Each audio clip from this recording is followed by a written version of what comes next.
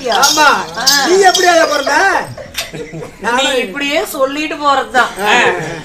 அடியே தெரியாதா? எடுத்து சொன்னா நான் சொல்லிட்டு அண்ணன் எடுத்து தெரியாத. அடியே என் பிறப்பின் ரகசியம் எப்படி தெரியுமா? சொல்றேன்.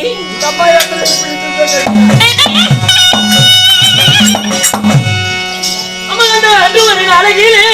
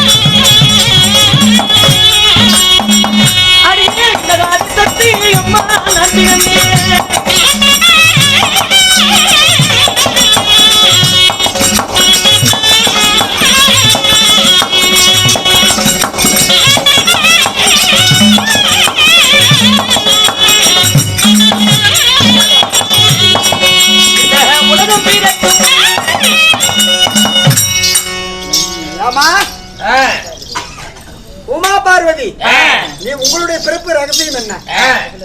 நாங்களா இப்படி பிறந்தோம், நீங்க எப்படியா பிறந்தீங்க? எல்லாம் கருவே உருவாகி உருவமே ஒரு பிண்டமாகி அந்த பிண்டமே ஒரு சரீரமாக பிறந்திருப்பீங்க. 10 பிள்ளை கழித்து சின்னப்பட்டு சீரழிஞ்சு பெத்து எடுப்பாங்க. நீங்களா எப்படி பிறந்தீங்க? நான் எப்படி பிறந்தவன் தெரியுமா?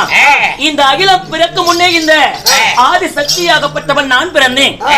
இந்த உலகம் பிறக்க முன்பதாக இந்த உமையவள் பார்வதி நான் பிறந்தேன்டி. உலகம் பிறக்கிறதுக்கு முன்னாடி எப்படி பிறந்தீங்க? அடியே, இந்த பிரபஞ்சத்தை படைத்தவர் யார் தெரியுமா? இந்த பிரபஞ்சத்திலே முதலாக ஜீவராசி என்றால் ஆதி பகவான். ஆதி பகவான் அதாவது முனிவர். ஆமாண்டி. அந்த ஆதி பகவானோ இந்த பிரபஞ்சத்தை எப்படி படைக்க வேண்டும் என்று சொல்லி பல வருடங்களாக தவமானது செய்து கொண்டிருந்தார். ஆதி பகவான். ஆமாண்டி.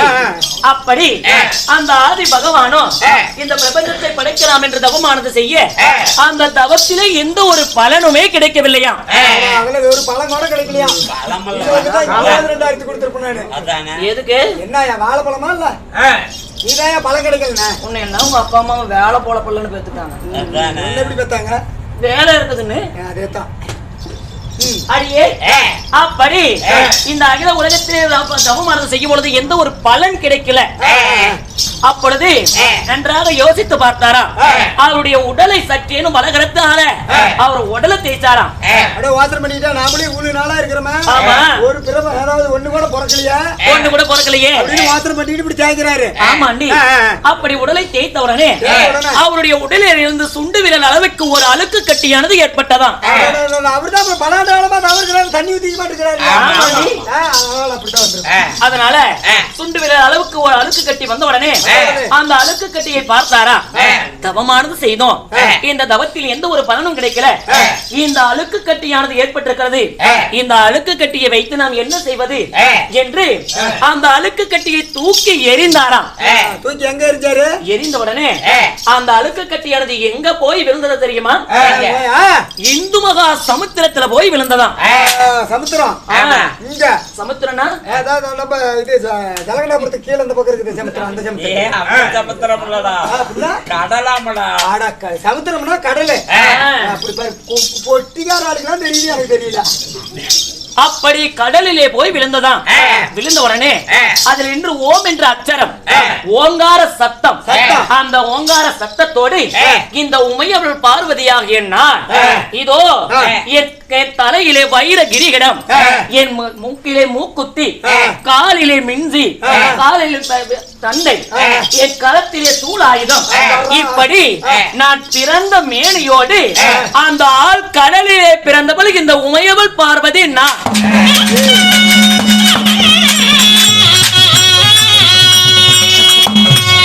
அம்மா பிறக்கும் போதே பூக்கு குத்தியால பிறந்திருக்குது. மூக்குத்தியோட மூக்குத்தி பாவாடை சீலை சாகிட்டு எதுவும் கிடையாது. பிறந்த நிர்வாணத்தோடு பிறந்தேன். சொல்லுப்பா சொல்லுப்பா. சாயிட்டு தையின்னு கொண்டு வந்து கொடுப்பாங்க.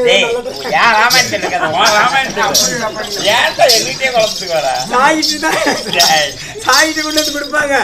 நல்லா தப்பா கட்டிட்டு சாயிட்டு போய் போட்டு பொம்பளையும் விளக்கு மாட்டாங்க.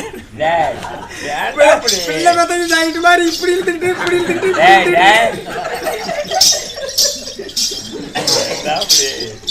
அடியே. அப்படி அந்த உமையவள் பார்வதியால் கடலிலே நான் பிறந்து அப்பொழுது இந்த பிரபஞ்சத்திலே எந்த ஒரு ஜீவராசியுமே கிடையாது. யாருமே கிடையாது, நீங்க தான் பிறந்து வரீங்க. ஆமாண்டி. அப்பொழுது ஆதி பகவான் சொன்னார், இதோ இந்த பிரபஞ்சத்தை பிறக்க வைக்கவே உன்னை படைத்தேன் அம்மா, இந்த பிரபஞ்சத்தை தாங்கள் தான் படைக்க வேண்டும் என்று சொல்ல என் வலகரத்தால் சூலாயுதமானது இருந்தது. அந்த சூலாயுதமானது என்னுடைய இடகரத்திற்கு ஏந்தினேன். ஏந்திய உடனே இந்த அகில உலகத்திலே எறும்பு முதல் யானை வரை, எப்படி எறும்பு முதல் யானை வரை, மரம் செடி மட்டை கொடி என்று சொல்லக்கூடிய சகல விதமான ஜீவராசிகளும் உற்பலமானது. அப்பொழுது அடியே அப்படி உற்பலமான உடனே நம்ம இடத்துல ஆக்கும் சக்தி இருக்கு, அழிக்கும் சக்தி இருக்கா என்று பரிசோதிக்க என் இடகத்தால் இருக்கக்கூடிய இதோ அந்த சூலாயத்தை மீண்டும் பலகரமானது ஏந்தினேன். ஏந்திய உடனே நான் படைத்த அனைத்து ஜீவராசிகளும் இதோ பக்கென்று பஸ்பீகரமாக விட்டது. என் நெற்றியில் இருக்கக்கூடிய நெற்றி கண்ணால் அந்த நெற்றி கண்ணானது அக்னி சுவாலயமானது வீசியது.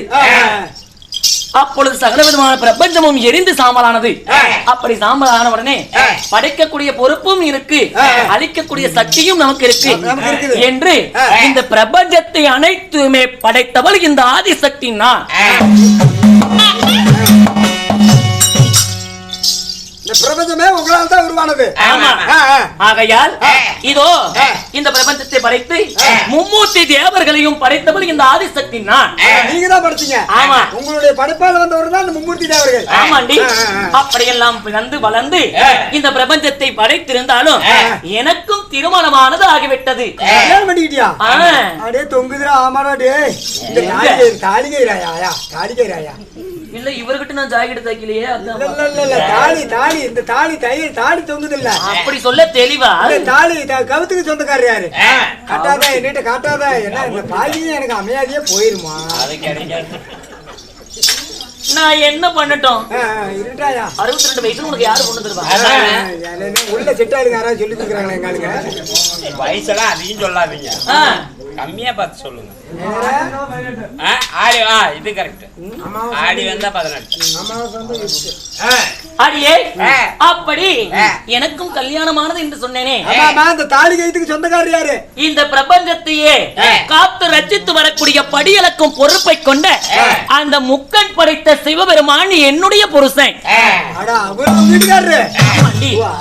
மோசமான நாயாச்சே. அடிச்சு இழுத்துக்கிட்டே போவார் அந்த ஆளு. அருமையான மனுஷாயா. அப்படி அவர் கொஞ்ச நேரத்துக்கு முன்னாடி பார்த்தேன். எங்க? எப்படி? கடத்தூர் கோட்டை கடையில் அரை கோட்டை நின்றுட்டு இருந்தாரு. அவன் வாங்கி சேர்த்துறாரா சேர்த்துல தெரியல. யாரா நீ எதுக்கு அங்க போன? பரமேஸ்வரன், அந்த கரிக்கடைக்கார பரமேஸ்வரன் தானே? அது இல்ல, அது சாமி பரமேஸ்வரன். உங்க வீட்டுக்காரரு பரம கடவுளா?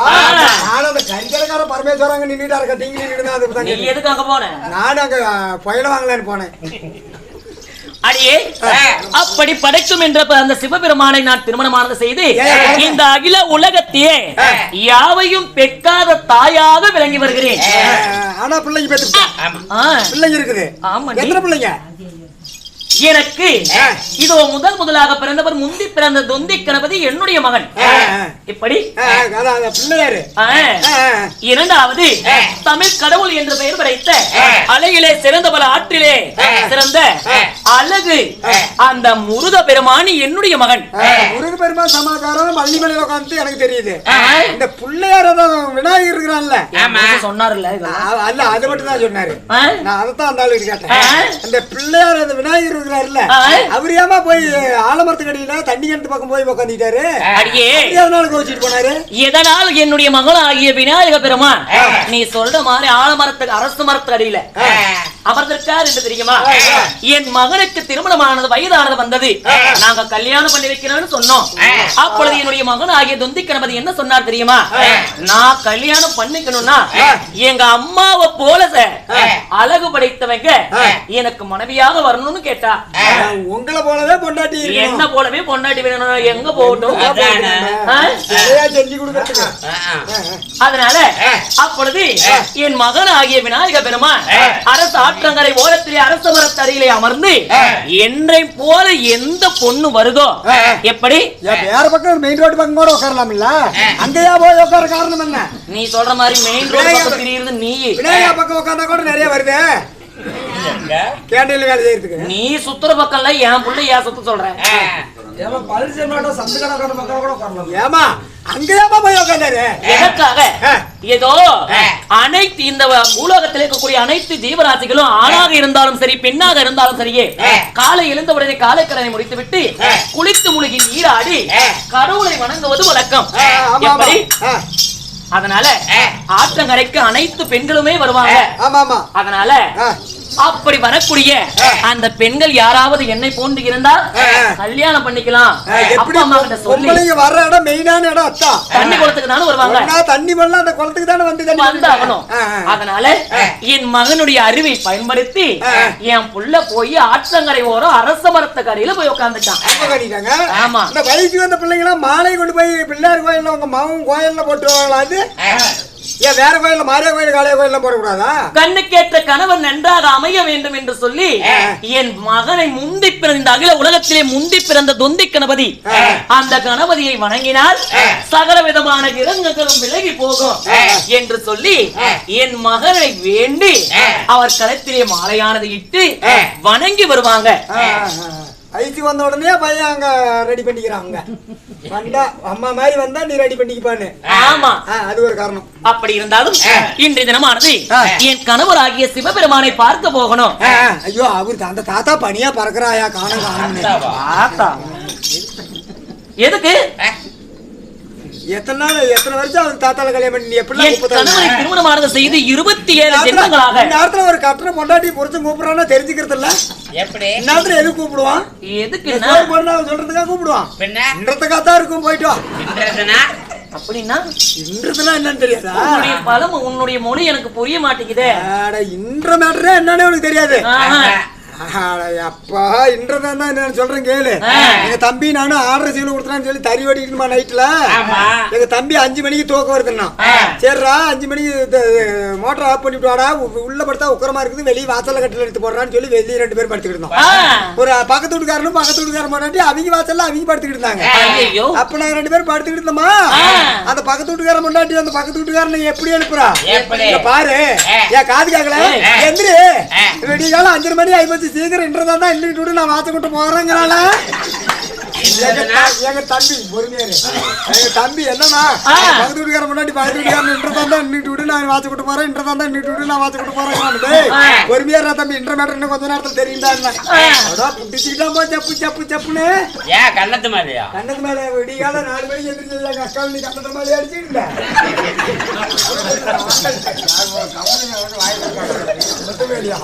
அப்புறம் நான் எனக்கு தனிவாடு தூக்கம் வருமா? நான் போய் சலாமரத்தை கையில பிடிச்சிட்டு சடக்கு சடக்கு சடக்குன்னு பாத்துக்க. அதுதான் சலாமா இருந்தாங்க எதுக்கு தறி வெட்டுறதுக்கு நீ இருக்கிற 2 தறி வித்து விடுவேன். அதுதான் உனக்கு கெதின்னு சொல்லி காட்டுறாரு. சலாமரத்தை தான் கையில பிடிச்சிட்டு ஆட்டுனுங்கிறியா?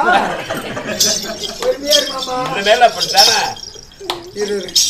அப்புறம் சரி உன் கதையை விடிய வரைக்கும் வச்சுக்கலாம். தனசேகர் பண்ண மாதிரி நான் ஆடு 18 கூட கூட்டிட்டு வந்து கல்யாணம் பண்ணி விடுவேன். ஏற்கனவே ஏமாந்து போயிருக்கேன். ஆடி மாசம் கல்யாணம் பண்ணி ஆடு 18க்கு பண்ணு ஏமா அப்படி இருந்தாலும் இன்றைய தினமானது இந்த உலக கடவுளாகிய முக்கன் படைத்த சிவபெருமானை பார்க்கணும். அவர் தான் பாத்துட்டு இருக்கிறாரு. பாடி போனா வா போலாம். போகலாமா? போலாம்.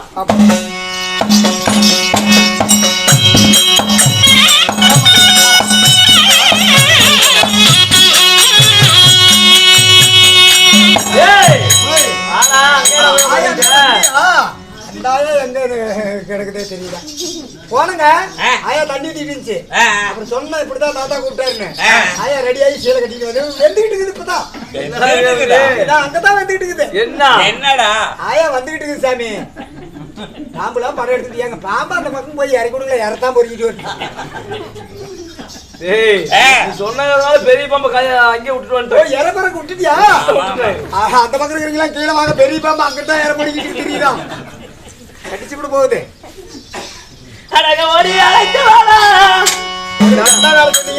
என்னடா என்ன வேலை தாத்தா? படியலக்க போகக்கூடிய வேலை. நீ படியலக்கல்னா மாநில மக்கள் எல்லாம் பசியும் பட்டினியுமா இருக்காங்கடா. மாதிரி சுருண்டு சுருண்டு விழுவுறாங்க பாருங்க. வாங்க ஆயான்னு சொல்லாத கூட வாங்க போலாம் போய் கொடுக்கலாம். என்ன அந்த பாப்பா சுருண்டே உளுந்து போச்சு பாவம். பசியில் தான் வேற என்ன போய் உண்மையாலுமா ஆயாடு சொல்லிட்டு போலாங்களா? விட்டு கேளுடா. அது பசியால இல்ல, மூதேவியினுடைய அனுகிரகம். தூங்குறவங்கள மூதேவிங்க அதை அண்ணனே ஊடிடுவாங்க. அவங்களேடா மூதேவி எல்லாம் நோம்பில எல்லாம் காய்ச்சி கொடுத்து வச்சிருக்கிறப்ப கடனை வாங்கி நாளைக்கு கத்துக்கார வருவானு எப்படி கத்து கட்டுறதுன்னு செவனேன்னு கிடக்குறாங்க பாவம். அப்படி இல்லப்பா, ஆதியிலே தேவெல்லாம் சேர்ந்து தேவலோகத்திலே தேவ அமிர்தம் கிடைந்தோம். அப்படி அமிர்தம் கிடைக்கின்ற போது தேவாதி தேவர்களும் அசுராதிகளும் சேர்ந்து தேவ அமிர்தம் கிடைக்கின்ற போது அமிர்தத்திலே பிறந்தவள் முதலிலே பிறந்தாள் மூதேவி. மூதேவி உங்க மூதேவி கிடையாது. அவங்களாம் நாடகம் விடிய வரைக்கும் பார்க்கலாம் தான் வந்தாங்க. அந்த அம்மா வந்து டக்குன்னு வந்து அதை வச்சு அழைச்சிட்டான். ஆனா நான் விடிய வரைக்கும் சின்ன பட்டு சீரழிச்சு கூத்தாடி போனாலும் அந்த ஆயா வந்து என்னகிட்ட படுக்க மாட்டேங்குது.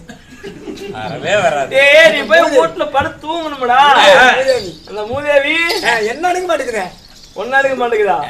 நீ அசா வீட்டுக்கு போய் போனா தானே காலேஜ் இதுனா இந்த விநாயகர் மிஷினு சுத்தியே தான் தெரியுற பக்கம் எதுக்குப்பா போறேன் நானு.